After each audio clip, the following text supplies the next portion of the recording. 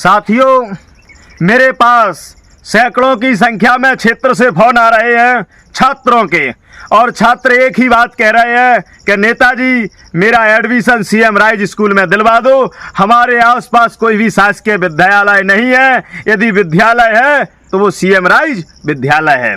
जब मैंने वर्तमान एक शिक्षा व्यवस्था की सीएम राइज की जानकारी ली तो जानकारी के अनुसार पता चला कि उसमें 10 और 12वीं में कोई भी एडमिशन नहीं होता है।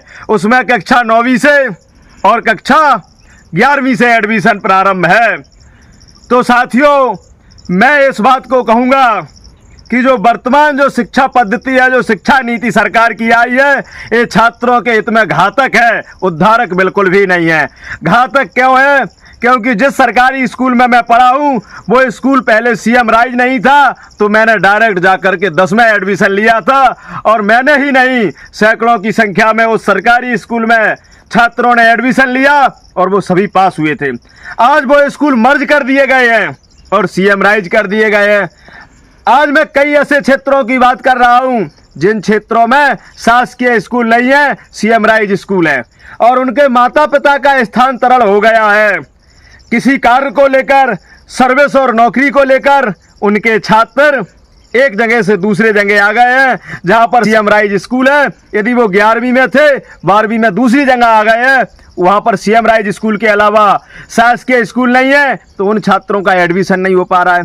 जब उन छात्रों को प्रवेश नहीं मिल पा रहा है, तो साथियों ये बताइए कि छात्रों का भला कैसे हो सकता है? प्रवेश ही नहीं मिलेगा, स्कूल मर्ज होंगे। कई स्कूल मिडिल के बंद कर दिए गए हैं। जिस स्कूल में मैं पढ़ा हूँ, मिडिल स्कूल में, उसमें केवल 6 छात्र थे, और मैं पढ़ लिख करके आपके बीच में आ गया। अब वो मिडिल का स्कूल बंद हो जाएगा तो साथियों, जो प्रतिभा निकलने की हम उम्मीद करते हैं, वो प्रतिभा कैसे निकलेगी? जब स्कूल नहीं रहेंगे, वो कहते हैं ना रहेगा वंश ना बजेगी बांसुरी। जब नीचे स्तर पर शिक्षा नहीं रहेगी तो कहाँ से प्रतिभा निकलेगी? मैंने इतिहास को पढ़ा है, उन महापुरुषों को पढ़ा है। आज हमारे यहाँ जो कलेक्टर आए थे, उनका एक बार अखबार में बयान छपा था कि कलेक्टर साहब भी सरकारी स्कूल में पढ़े हैं, और सरकारी स्कूल में पढ़ करके कलेक्टर साहब कलेक्टर बन गए, जज साहब जज बन गए, प्राचार्य साहब प्राचार्य बन गए, और उन्हीं सरकारी स्कूल को बंद कर दिया जाएगा। फिर ये कहाँ से बनेंगे? उन्हीं सरकारी स्कूल में पढ़ करके विधायक और सांसद बन गए, फिर उन्हीं स्कूल को मर्ज के माध्यम से बंद करके ये शिक्षा में घात नहीं है तो कहाँ है? कैसे उद्धार है? भाई मैं तो इस बात को कहूँगा कि सीएम राइज स्कूल करके शिक्षा, सीएम राइज स्कूल करके छात्रों का उद्धार नहीं होगा।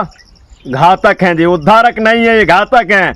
मैं तो उदाहरण में कहूँगा, जहाँ सीएम राइज है और 10वीं और 12वीं में डायरेक्ट एडमिशन नहीं है, प्रवेश नहीं है, तो इसमें छात्रों का बहुत बड़ा नुकसान है, समाज का नुकसान है, क्षेत्र का नुकसान है। क्योंकि किसी भी प्रतिभा का हम बचपन में ये पता नहीं लगा सकते कि ये किस मुकाम पर पहुंचेगी। यदि प्रतिभा का पता लगता है तो वो युवा अवस्था में और किशोर अवस्था में लगता है। जब वो जागते तभी कहते नहीं, अभी सरकार कहती कि जब जागे तब सवेरा।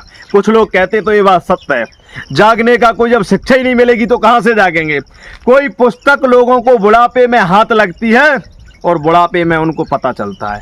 मैं ही अभी जो है पोस्ट ग्रेजुएशन कर रहा हूँ, और पोस्ट ग्रेजुएशन मेरी समाजशास्त्र से है, और मेरे लिए रिश्ते नाते की जानकारी नहीं थी, लेकिन समाजशास्त्र में एक सब्जेक्ट जो नातेदारी और विवाह मेरे हाथ लगा, तो मुझे अभी जानकारी मिली लगभग महज 1 महीने पहले कि 7 रिश्ते खून के रिश्ते होते हैं और 8वां रिश्ता शादी का रिश्ता होता है। कब पता चला?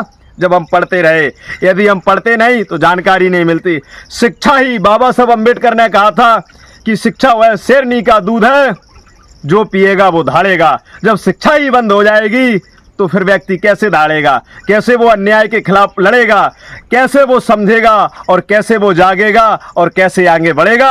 ये साथियों विचार करने वाली बात है। मेरे ख्याल से सरकार यह चाहती है कि शिक्षा खत्म हो, जागरूकता खत्म हो, जिससे अंधविश्वास बढ़ा रहे, जातिवाद बढ़ा रहे और व्यक्ति निकल करके ना आए, जिससे वो राज कायम करते रहे। इसी को सोचते हुए वो शिक्षा को बंद कर रहे हैं साथियों, नहीं तो वो शिक्षा को कभी भी बंद नहीं करते। इसीलिए आपको जागना होगा, आपको आवाज उठानी होगी और जो लोग शिक्षा को बंद कर रहे हैं उनके खिलाफ एक उग्र आंदोलन करना होगा। जय भीम।